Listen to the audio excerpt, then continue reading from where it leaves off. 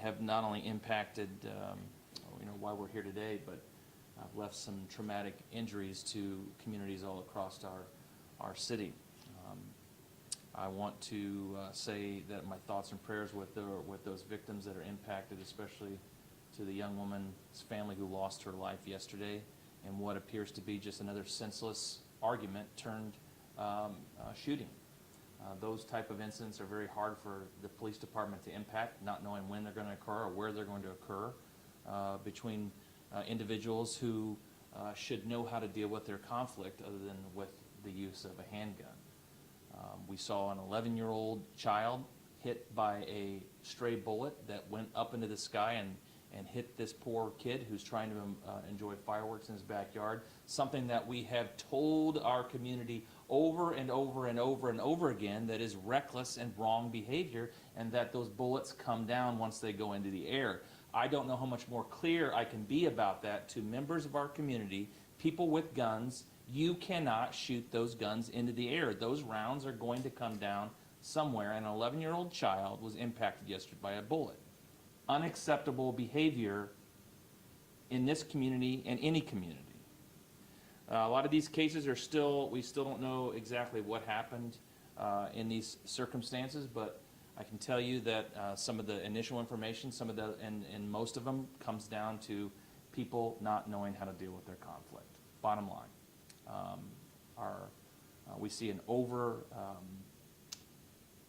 population of guns in our community, and that is a fact, with people who have no business possessing them, who are legally prohibited from possessing them, and yet they still do, and then we find ourselves in these situations. And so it's just a bad business.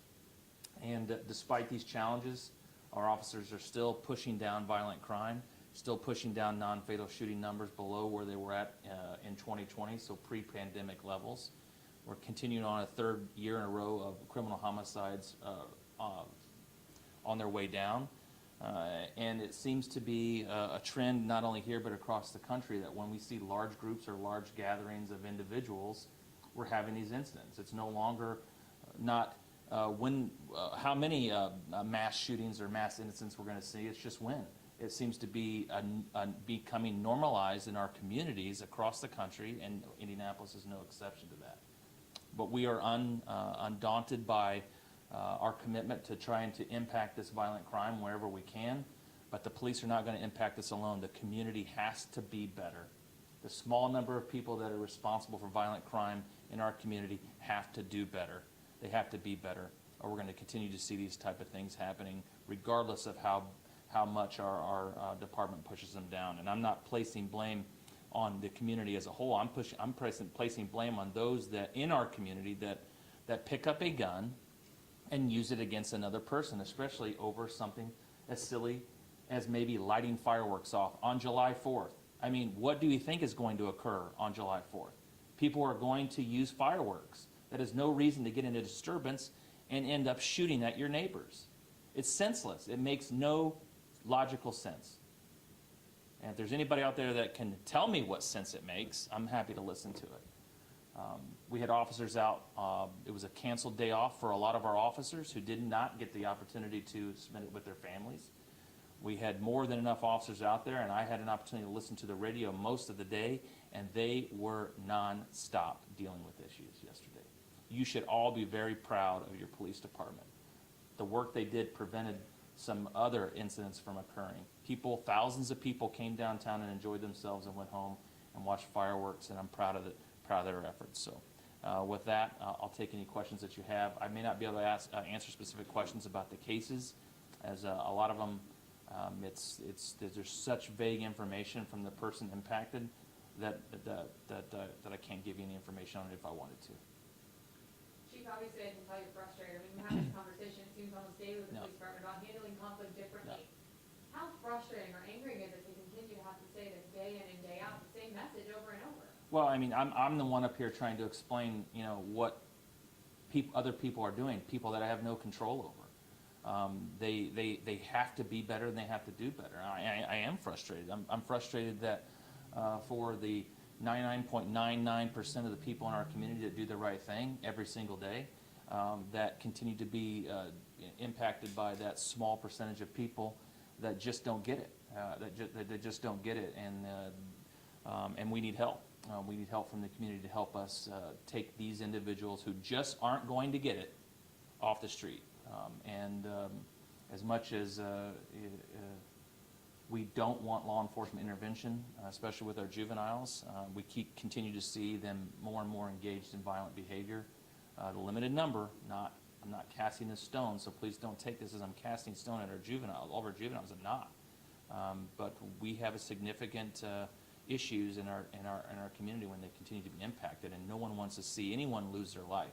No matter how much that we continue to do our part to drive crime down, one single incident of violent crime where someone loses their life is way too many, and we have to be better.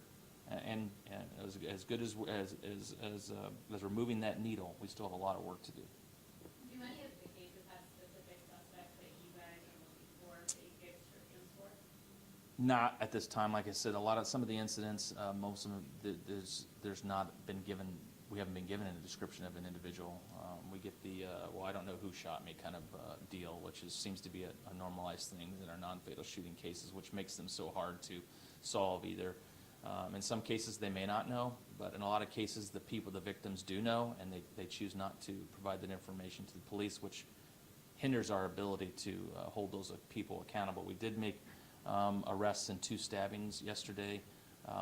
Those are usually, when a stabbing occurs, usually very interpersonal conflicts that are much easier to figure out what happened. So we know individuals that were involved in the shooting that ended up with one person deceased.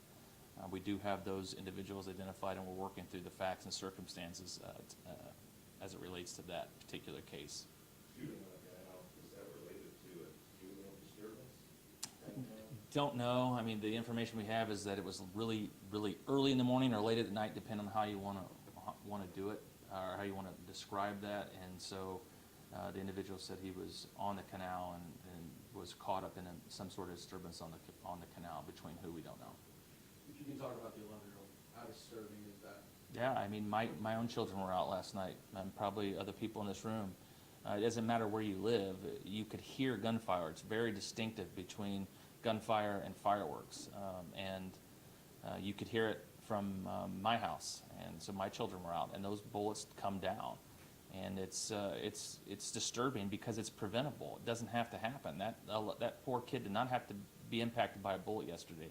100% preventable. Someone's reckless behavior, and you know who you are. You're reckless. You have no business owning a gun. You have no business possessing a gun.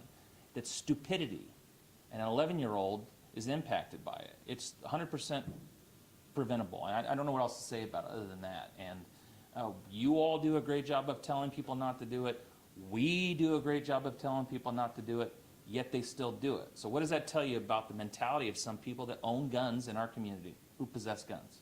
They shouldn't have them. How's the 11-year-old doing? His physical injuries, I'm sure, are fine. But I mean, I